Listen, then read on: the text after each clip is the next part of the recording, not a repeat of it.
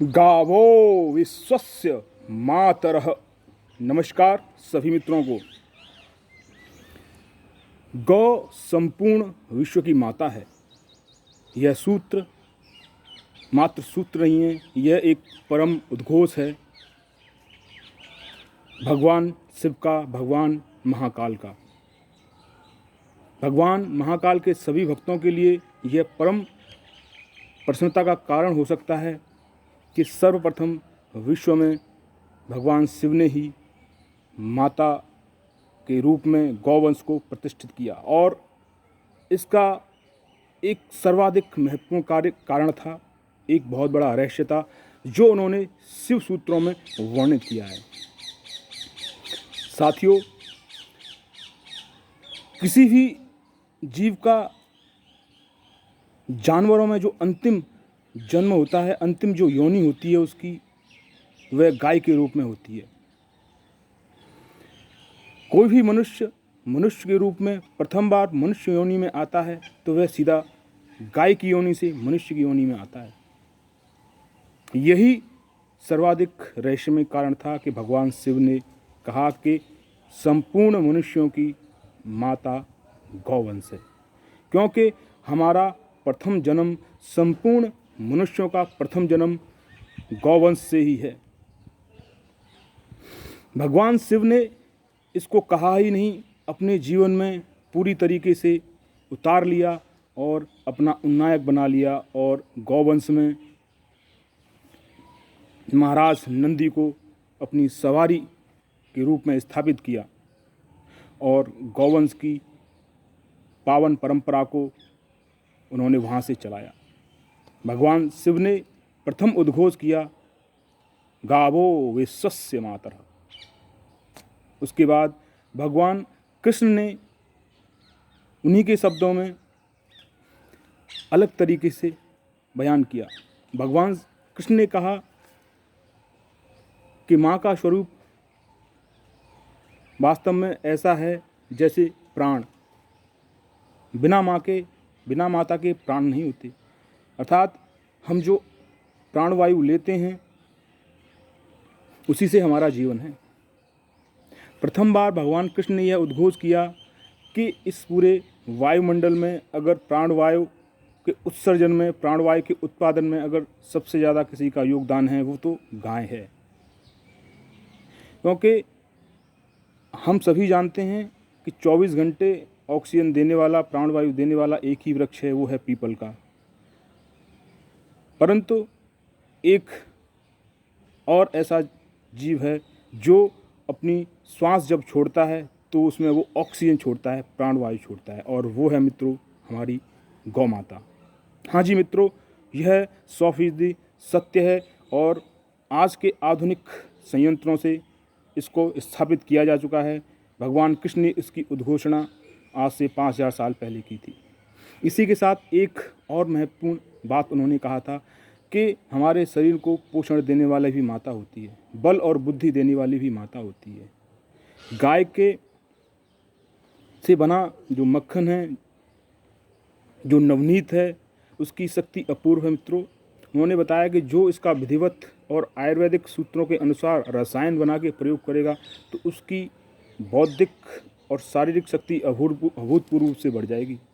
हम सभी जानते हैं भगवान शिव और भगवान कृष्ण विश्व विजेता हैं। संपूर्ण संसार में किसी भी योद्धा ने उन्हें कभी पराजित नहीं कर पाया। हालांकि वो अहिंसा के प्रेरक हैं, प्रेम के प्रेरक हैं, किंतु किसी भी अहिंसक को उन्होंने कभी विजय नहीं होने दिया, हमेशा उनको पराजित किया है, और उसका कारण वो गौवंश के बताते हैं। यह दो ईश्वरीय प्रतिमान हमारे संपूर्ण भारतवर्ष में श्रद्धा के उन्नायक हैं, और उनका उद्घोष है गौवंश के समक्ष। आगे कुछ प्रमाण हमारे देश में, हमारे भारतवर्ष में बहुत सारे संत, महात्मा, ऋषि, मुनि ऐसे हुए हैं जिन्होंने गौ के संबंध में बहुत सारी खोजें की हैं। गौवंश के संबंध में हमेशा यह कहा गया है कि यह एक अनुपम संबंध है। मनुष्य और गौ का जो आत्मिक और भावनात्मक संबंध है सबसे प्रगाढ़ और सबसे मजबूत है। उसका कारण यही है कि हमारा जन्म ही वहाँ से होता है। जो जननी है उससे तो हमारा प्रेम और हमारा लगाव स्वाभाविक ही होगा। हमारे देश में परम पूजनीय स्वामी दयानंद सरस्वती हुए। उन्होंने गौवंश के संबंध में बहुत ही विस्तृत खोज की। उन्होंने अपने ग्रंथ गौ करुणानिधि में बताया कि किस प्रकार से भगवान सूर्य और गाय का एक ऐसा संबंध है जो अन्य किसी भी जीव प्राणी से नहीं है। मित्रों, साथियों, उन्होंने बताया कि गौवंश के पीठ पर जो कोलू होता है ऊपर, उसमें एक सूर्यकेतु नाड़ी होती है। सूर्यकेतु नाड़ी, सूर्यकेतु नाड़ी का संबंध सीधा सूक्ष्म सूर्य भगवान सूर्य से है। अर्थात वहाँ से जो किरणों के रूप में बहुत सारे ऐसे पदार्थ उत्सर्जित और पृथ्वी पर आते हैं, उनमें से एक पदार्थ होता है मित्रों कैरोटीन। हाँ मित्रों, वही पीलापन जिसको आज कैरोटीन कहा जाता है, जिसको हमारे यहाँ स्वर्ण कहा जाता है, उसका मात्र उत्सर्जन एक गौवंश ही कर सकता है। यह खोज देव दयानंद सरस्वती जी ने की। उनके ग्रंथ गौ करुणानिधि के अंतर्गत उन्होंने हजारों ऐसे रिसर्च वहाँ पे स्थापित किए, बहुत सारे ऐसे अनुसंधान स्थापित किए कि वास्तव में गौ का स्थान एक माँ के रूप में ही स्थापित है। आप उस ग्रंथ को पढ़ें और गौवंश की अपूर्व जानकारी को प्राप्त करें। हमारे देश में युग ऋषि पंडित श्री राम शर्मा आचार्य हुए। उन्होंने 21 साल तक गायत्री की साधना की, 21 साल तक गौ माता की सेवा की, पूरे जीवन भर सेवा की, लेकिन साधना के दौरान विशेष सेवा की। उनको वो भोजन पूरे प्रतिदिन खिलाते और जौ के रूप में अनाज खिलाते जितना वो खा सकती थी, और उनके गोबर में जब वो जौ निकलती थी उस जौ को सुखाकर उसकी रोटी बनाते थे। एक रोटी ही बनाते थे, 24 घंटे में एक ही रोटी खाते थे। वो युग ऋषि आज ऐसी प्रतिमान के रूप में स्थापित हैं जो कि अपना पूरा आधार ही गौवंश बताते हैं। आज उन्होंने हरिद्वार में शांति कुंज की स्थापना कर पूरे विश्व में प्रतिमान स्थापित किए हैं। हमारे यहाँ अन्यान्य सैकड़ों हजारों संगठन हैं। हमारे देश में एक महान वैज्ञानिक हुए श्री राजीव दीक्षित जी।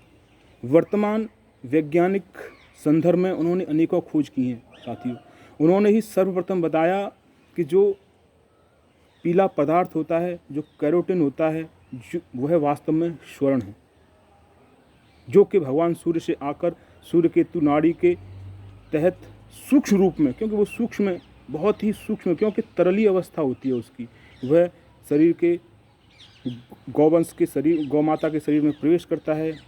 घी में उसका असर और उसके मूत्र में सबसे ज़्यादा उसका असर देखा जाता है। श्री राजीव दीक्षित जी ने जो एक महत्वपूर्ण खोज की, वो सर्वप्रथम यह की कि उस गौवंश गौ माता के मूत्र में एक ऐसा महत्वपूर्ण पदार्थ खोजा गया है, ऐसा महत्वपूर्ण पदार्थ खोया, उसका नाम है मित्रों करक्यूमिन। करक्यूमिन एक ऐसा पदार्थ है विज्ञान के क्षेत्र में जो कैंसर रोधी है।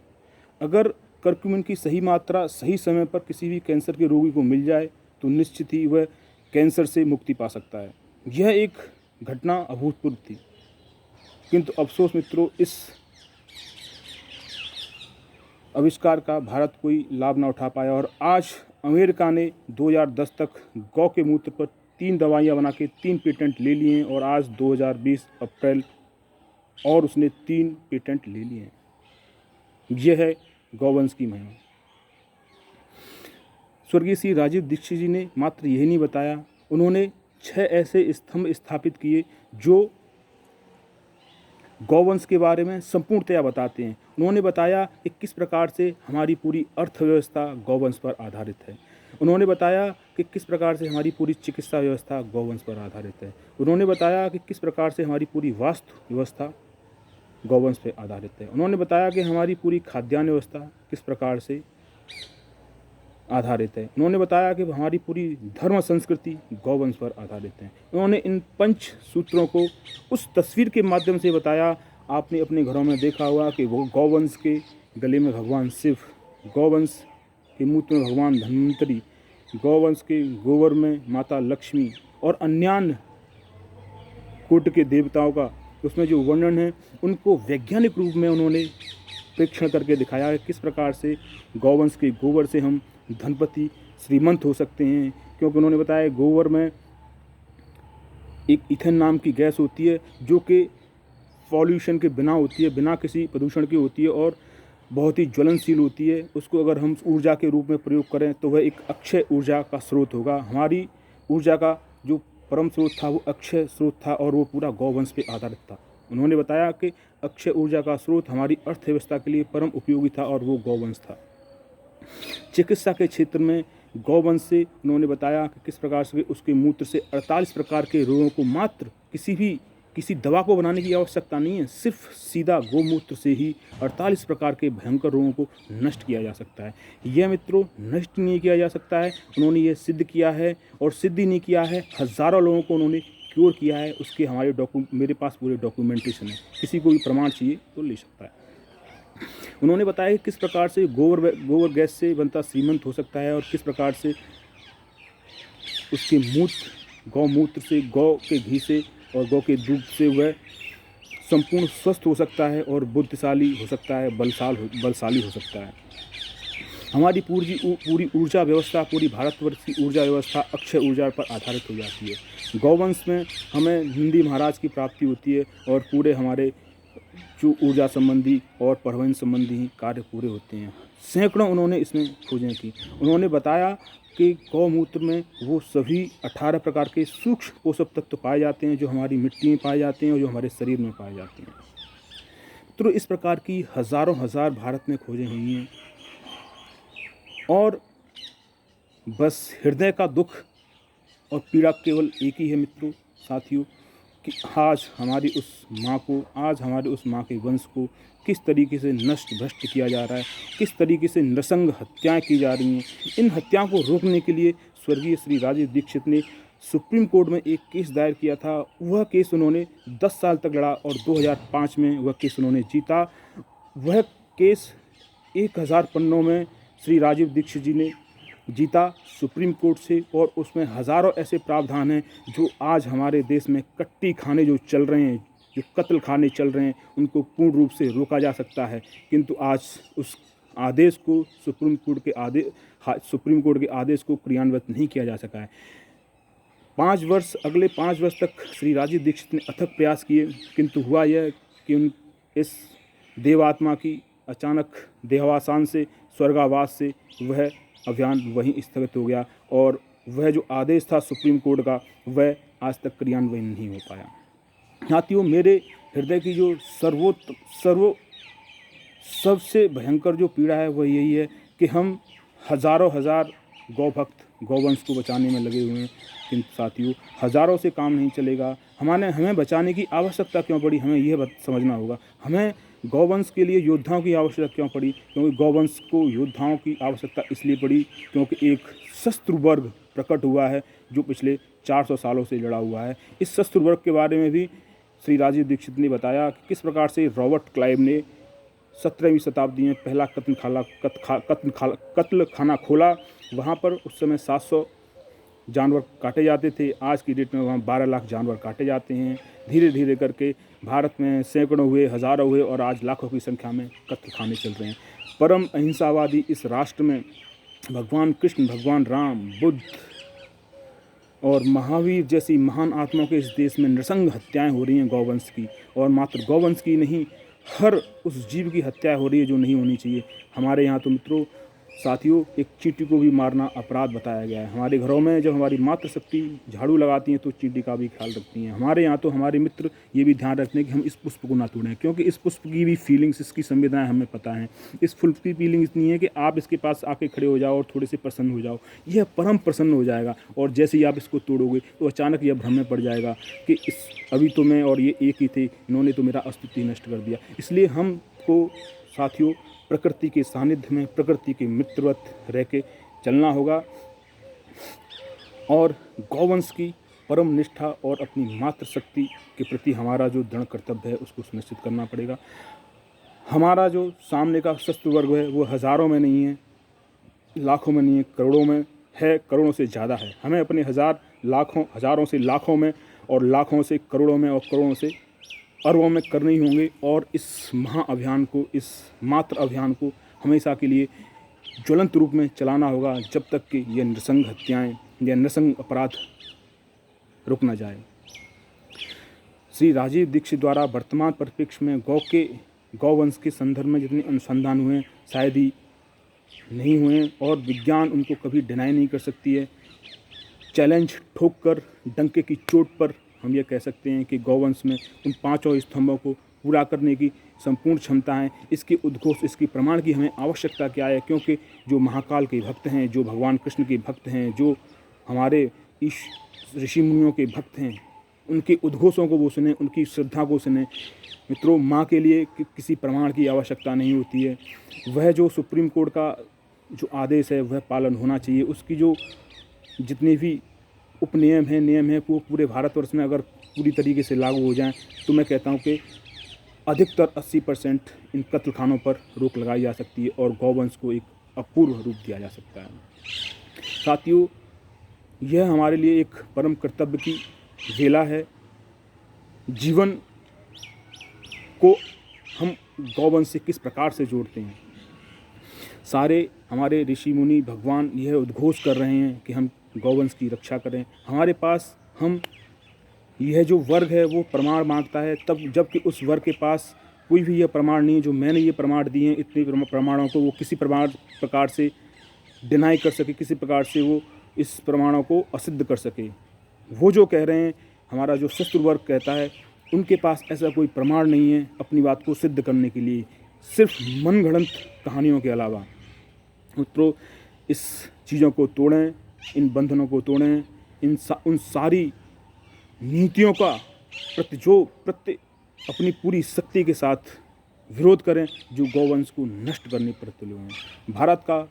भारत के जो 5 स्तंभ हैं, 6 स्तंभ हैं, वो गाय पर आधारित हैं। अगर गौवंश ही नष्ट हो गया तो भारत को नष्ट होने में समय नहीं लगेगा। भारत एक ऐसी धरोहर है, एक ऐसी भूमि है जहाँ पर पुण्यात्माओं का जन्म और पुण्यात्मा आज वर्तमान समय में भी हमारे यहाँ मातृशक्ति पुरजोर रूप से गौवंश को बचाने में जुटी हुई हैं, जिनमें हमारे देश की दार्शनिक वक्ता भगवती चित्रलेखा जी के द्वारा उनकी करुणा इतनी अपूर्व है कि पूरा गौवंश उनकी छत्र छाया में बड़ा प्रफुल्लित है।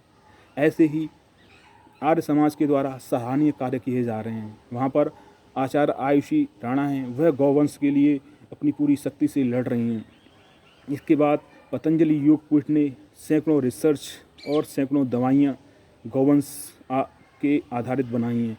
शांति कुंज हरिद्वार के द्वारा बहुत सारे रिसर्च और गौवंश को बहुत मजबूती से प्रस्तुत किया गया है। हमारे देश में कई ऐसे विश्वविद्यालय स्थापित किए हैं जहाँ पर सौर ऊर्जा और विभिन्न रोगों की दवाइयों का, जैसे डायबिटीज़ है, हार्ट पेशेंट है, किडनी फेलियर्स हैं, बहुत सारी दवाइयों का रिसर्च हुए हैं। मित्रों, ये रियल टाइम में आपके पास चीज़ें नहीं आ पा रही हैं, आपके पास बस वही आ रहा है जो ये बिकाऊ मीडिया आपको दिखा रहा है।